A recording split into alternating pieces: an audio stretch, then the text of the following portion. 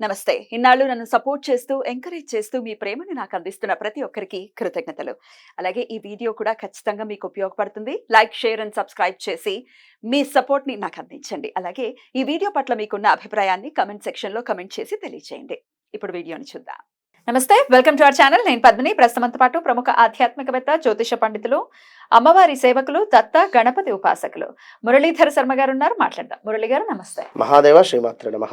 మాస ఫలితాల్లో భాగంగా జూన్ మాసం ఎలా ఉండబోతుంది ద్వాదశ రాశుల వాళ్ళకి అనేది ఖచ్చితంగా తెలుసుకోవాలని ఉంది. ఎందుకంటే గ్రహ సంచారం చాలా అంటే చాలా జరుగుతుంది కాబట్టి అటు గురుగ్రహం ఎలాగో చెప్పారు, గురుగ్రహం మార్పు రీత్యా మీరు వచ్చేటటువంటి ఫలితాలు ఏంటో ఆల్రెడీ చెప్పారు. మాస ఫలితాల్లో భాగంగా ఎలా ఉండబోతోంది జూన్ మాసం ద్వాదశ రాశుల వాళ్ళకి? తప్పకుండా ఈ యొక్క 6వ నెలలో కుజుడు ఎస్పెషల్లీ మనకు మీనంలో నుండి మేషంలోకి రావడం జరుగుతున్నది. కుజుని యొక్క ఇంటిని అంటే ఈ యొక్క మేష లగ్నాన్ని కానీ మేష రాశిని కానీ ఈ యొక్క శని భగవానుడు తన ఎక్స్ట్రా లుక్ ద్వారా వీక్షిస్తూ ఉన్నాడు. కనుక కుజుడు మీకు ఇచ్చేటువంటి రిజల్ట్ శని భగవానుడి ద్వారానే తన ఇవ్వమంటేనే ఇస్తాడు. కనుక ల్యాండ్ ఇష్యూస్ కానీ, ఏవైనా రియల్ ఎస్టేట్ వ్యాపారం కానీ, కోర్టు సంబంధిత విషయాలలో కానీ కాస్త మీ జాతక పరిశోధన చేసుకున్న తర్వాతనే ముందుకు వెళ్ళండి. ఎందుకంటే ఏదో బాగుంది బాగాలేదు అని చెప్పారు కదా అని చెప్పి గుడ్డిగా వెళ్ళకుండా ఖచ్చితంగా మీ డేట్ ఆఫ్ బర్త్, పుట్టిన సమయంలో దశ ఏం నడుస్తుంది, అదేవిధంగా ఈ కుజుడు ఎక్కడున్నాడు అనే విషయాన్ని చూసుకొని ముందుకు వెళ్ళాలి. ఎందుకంటే మీ జాతకంలో కూడా శని చూపు ఒకవేళ కుజుడి మీద ఉన్నట్టయితే మామూలుగా ఉండదు, మీకు చాలా ఇబ్బంది అవుతుంది. ఇది అర్థం చేసుకొని మీరు ముందుకు వెళ్ళండి. ఇక శుక్ర, బుధ, సూర్యులు ఎక్కడ ఉండబోతున్నారు? వీరు మనకు వృషభము, అదే విధంగా మిథునంలో ట్రావెలింగ్ ఉంది వీరికి ఈ 1 మంత్ లో. కనుక వీటి వలన కూడా జరిగేటువంటి ప్లస్లు మైనస్లు మనం ఈ యొక్క వీడియోలో తెలుసుకుందాం. తప్పకుండా. మరి ఈ జూన్ మాసంలో ద్వాదశ రాశుల వాళ్ళకి ఎలా ఉండబోతుంది ఇప్పుడు తెలుసుకుందాం. ఇక మరి కర్కాటక రాశి వారికి ఎలా ఉండబోతోందండి ఈ జూన్ మాసం? తప్పకుండా అమ్మ. కర్కాటక రాశి వారికి శని భగవానుడు బాగా లేడు. 2022 ఆగస్టు నుండి బాగాలేదు వీరికి. గురువు వచ్చిన తర్వాత 11వ స్థానంలో చక్కటి లాభం కానీ, వ్యాపారం కానీ, అదేవిధంగా ఉద్యోగంలో పెను మార్పులు, వివాహం కాని వారికి వివాహం కానీ, ఇవన్నీ చాలా బాగా ఉన్నవి ఒక గురువు మూలకంగా. మరి శని మూలకంగా కూడా ఇబ్బందులు ఉంటవి. అష్టమ శని కనుక తప్పకుండా ఆ బాధ్యత కూడా మీదే, ఈ సంతోషము మీదే. విన్నరా? కనుక ఒకసారి వీరికి చూసుకున్నట్టయితే ప్రయత్నించినటువంటి కార్యాలన్నీ నెరవేరేటువంటి పరిస్థితి గురువు మూలకంగా. వ్యాపారమందు విశేషించినటువంటి లాభాలు, నూతన వస్తు వాహన ఆభరణాలు కొనుట, బంధుమిత్రుల కలయిక, తీపి పదార్థాలు తినడం. అంటే ఇక్కడ తీపి పదార్థాలు తినడం ఎందుకు మెన్షన్ చేశాను నేను అంటే, ఒక శుభకార్యం అయితేనే తీపి తినేటువంటి పరిస్థితి. అంటే ఏదో మేము షాప్కి వెళ్ళి మేము స్వీట్ తెచ్చుకొని తింటాం అది కాదు నేను అనేది. నలుగురితో బంధువులతో కూర్చొని తీపి పదార్థం అంటే తప్పకుండా ఏదైనా శుభకార్యం అంటే ఏముంది, వివాహం కానీ, గృహప్రవేశం కానీ. వివాహము అంటే వివాహానికి సంబంధించినటువంటి ప్రయత్నాలు, మాట ముచ్చట కావచ్చును, లేదా ఇంకేదైనా శుభం మంచిగా కూడా అనుకునేటువంటి పరిస్థితి. అట్లా ఇంకా చూసుకున్న కొత్త వారితో పరిచయాలు ఏర్పడము, అదేవిధంగా ఆ కొత్త వారితో పరిచయాలు మిమ్మల్ని ఒక గౌరవం వైపుగా తీసుకువెళ్ళేటువంటి పరిస్థితి. పనులందు ఉత్సాహం కలుగుట, ఉన్నతంలో జీవితం సాగించాలి అనేటువంటి ఆలోచనతో ముందుకు వెళతారు. ఇక్కడ అష్టమ శని వలన మానసికంగా ఏదో ఒక ఆందోళన, ఇంటి యందు కలహాలు, మీ పట్టుదల ఏదైతే ఉందో దానివల్ల కొన్ని ఇబ్బందులు ఎదురవుతాయి.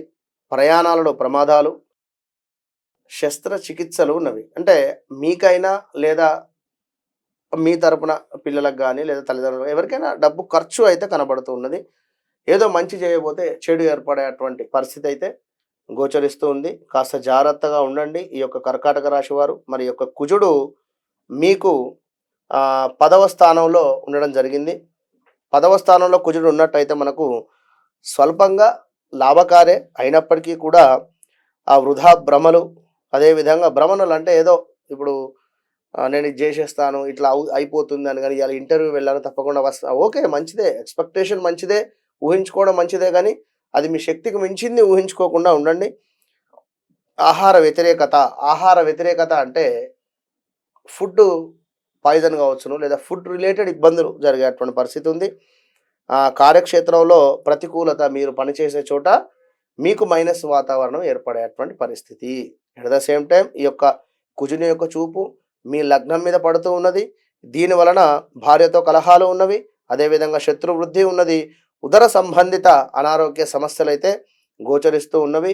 ఎట్ ద సేమ్ టైం 4వ స్థానము 5వ స్థానం మీద కూడా ఈ యొక్క కుజుని దృష్టి పడుతూ ఉన్నది. కనుక మీకు కూడా ఏవో ప్రమాదాలు కావచ్చును, గాయాలు కావచ్చును, దుష్టులతో కలహాలు కావచ్చును, శారీరక శ్రమ ఎక్కువ కూడా ఉండడము, పనిచేసే చోట అధిక మొత్తంలో పని ఎక్కువసేపు చేయడం, 8 గంటలు పనిచేసే చోట 10 గంటలు చేయాల్సి వస్తుంది, లేదా 5 గంటలు పనిచేసే చోట 6 గంటలు చేయాల్సి వస్తుంది. ఇట్లా ఇంకా